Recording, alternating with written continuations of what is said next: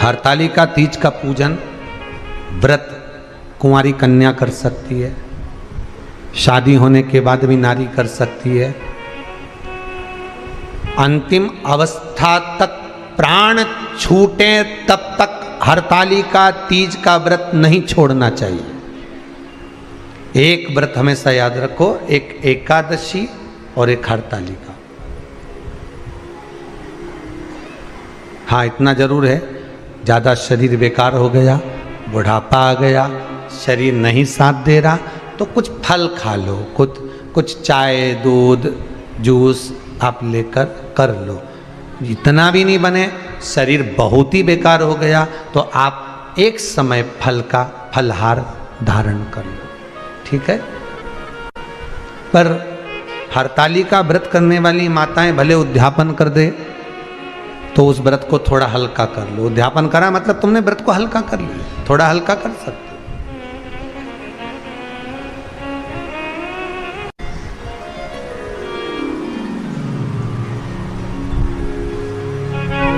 हरतालिका तीज का जो व्रत का उद्यापन करते हैं उसमें 5 चीज रखते हैं ना, 5 कपड़े स्त्री के, 5 कपड़े पुरुष के, 5 तरह का अनाज, 5 तरह का फलहार, 5 तरह का फल। तो 5 तरह का जो फल रखाता है हरतालिका तीज के उद्यापन में, दुनिया के लोग उस 5 तरह के फल को केला गिन ले, पपीता गिन ले, मौसम्बी गिन ले और अनार गिन ले, संतरा गिन ले, सब कुछ गिन लेते हैं, पर उस 5 तरह के फल में धतूरे को नहीं गिनते। पर शिव कथा में वर्णन आता है, हरतालिका तीज के उद्यापन में लिखा हुआ है, सबसे पहले 5 फल अगर गिनना है तो उसमें पहले धतूरे को गिनो, क्योंकि शंकर को वो प्रिय होता है, शंकर उसको स्वीकार कर लेता है। और धतूरा शंकर भगवान को क्यों चढ़ाया जाता है उसका प्रसंग आपको पहले भी कहा, आज फिर कहते हैं। धतूरा जब हम भगवान शंकर को समर्पित करते हैं तो हमारा कोई कार्य अटक रहा होता है, जिस कार्य को बार बार एग्जाम में बैठे हो, बार बार परेशान हो रहा है, बार बार इंटरव्यू देने जा रहे हो, नहीं हो रहा, एक बार धतूरे को हृदय से, भगवान को प्रेम से, करुणा सागर मेरे शंकर को दिल से एक बार वो धतूरा भगवान से विनती कर कर उसको चढ़ाओ तो सही, भगवान तुम्हारा कार्य सफल कर देगा। पर दिल से चढ़ाना, हृदय। हरतालिका तीज की पूजन करने वाले को चाहिए कि बालू का, मिट्टी का शिवलिंग बनाना चाहिए। फुलेरा जो बनाया गया है ऊपर शंकर जी के ऊपर लटकाने के लिए, टांगने के लिए, उसके नीचे शिव पार्वती गणेश जी की सुंदर बालू की मूर्ति बना लेना चाहिए, पार्थिव लिंग का निर्माण कर लेना चाहिए। शिव की आराधना करना चाहिए।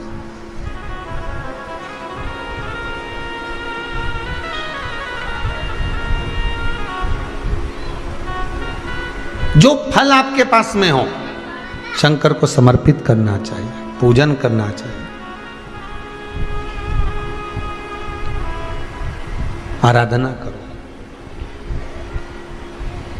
सबसे पहली पूजन हरतालिका तीज की प्रदोष काल के अंतर्गत हो जाना चाहिए, शाम के समय पर। प्रयास करा करो प्रदोष काल के समय पर पहली पूजन हो जाए तो ज़्यादा अच्छा है। पर लोगों की आदत रहती है कि 8 बजे तक, 8:30 बजे तक, 9 बजे तक पहली पूजन करें, फिर दूसरी आराम से, फिर तीसरी, फिर आराम से, फिर चौथी। तो ऐसा सब अपने अपने हिसाब से।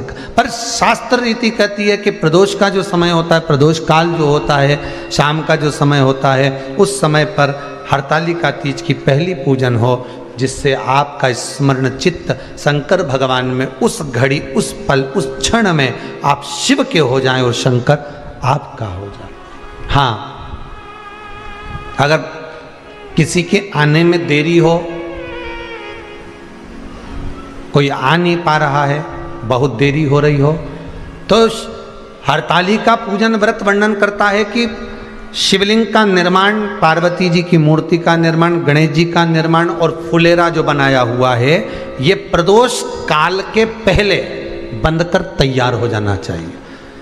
प्रदोष काल के अंतर्गत फुलेरा नहीं बनना, फुलेरा पहले बन जाना चाहिए। और बहुत विशेष बात ध्यान रखिए हरतालिका तीज की, कि शंकर जी का जो आपने स्वरूप बनाया है, पाटे में, थाली में, चौकी पर, चौरंग पर जो स्वरूप बनाया है, वो पहले नहीं रखना है। पहले क्या बांधना है? फुलेरा। पहले फुलेरा बांधिए, उसके बाद उसके नीचे शंकर जी को रखिए। कई अब जो हरतालिका तीज का पूजन करते हैं तो उनके लिए हो गया, अब दूसरे के लिए भी सुन ले। जो नारी हरतालिका तीज का पूजन नहीं करती, व्रत नहीं करती, साधना नहीं करती, उसके लिए भी कहा गया कि आप अगर ये व्रत नहीं करते हो तो एक कार्य जरूर करना, कहीं पर फुलेरा बंधा हो, हरतालिका की पूजन हो रही हो, 5 मिनट 10 मिनट निकालकर अपने आसपास के किसी पौधे में से पत्तियां लेकर या पुष्प लेकर, 5 वृक्ष की पत्ती या 5 वृक्ष के पुष्प लेकर शंकर भगवान को जब पूजन हो रही हो, 5 मिनट माताएं जब पूजन कर रही हों, तब आप भी उस पुष्प को, उस पत्तियों को शंकर को समर्पित कर सकते हो। ये नहीं चढ़ा सकते तो 5 फल, फल नहीं चढ़ा सकते तो 5 कुछ भी पुष्प आदि का आप शिव को समर्पित कर दो। पर क्यों चढ़ाया जाता है, किस लिए चढ़ाना चाहिए? तो कहा कन्या स्त्री अगर मान लो हरतालिका का व्रत नहीं करती, पूजन नहीं करती, आराधना नहीं करती, तो वो कन्या, वो नारी, वो स्त्री, वो पुरुष कार्य तो बहुत करेगा, दुकान भी 4 चलाएगा, व्यापार भी बढ़ाएगा, पर संपदा को जोड़ नहीं पाएगा। 1 रुपये कमाएगा, 1.25 रुपये खर्च वाला काम चलेगा। हस्त नक्षत्र में जो तृतीया पड़ती है, हस्त नक्षत्र के अंतर्गत जो तृतीया का महत्व कहा गया है, वो संपदा को बढ़ाती है, मनोकामना को पूर्ण करती है। इस नक्षत्र के अंतर्गत जो तृतीया आती है वो मनोकामना को पूर्ण कर कर चली जाती है। इसलिए शिव की आराधना के लिए प्रथम माने।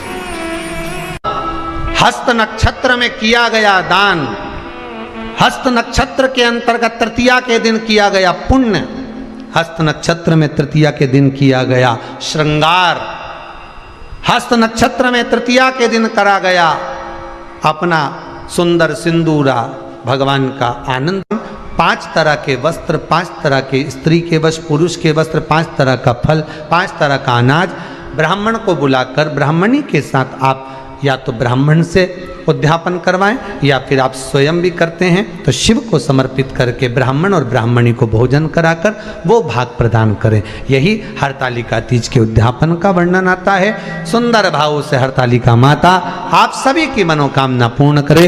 हर हर महादेव। थोड़ा ध्यान लगाकर सुनना। हरतालिका तीज शिव महापुरुष। ये वीडियो आप लोगों को कैसी लगी है हमें कमेंट करके ज़रूर बताएं। वीडियो हमारी फुल वॉच करने के लिए आप सभी लोगों का बहुत बहुत धन्यवाद।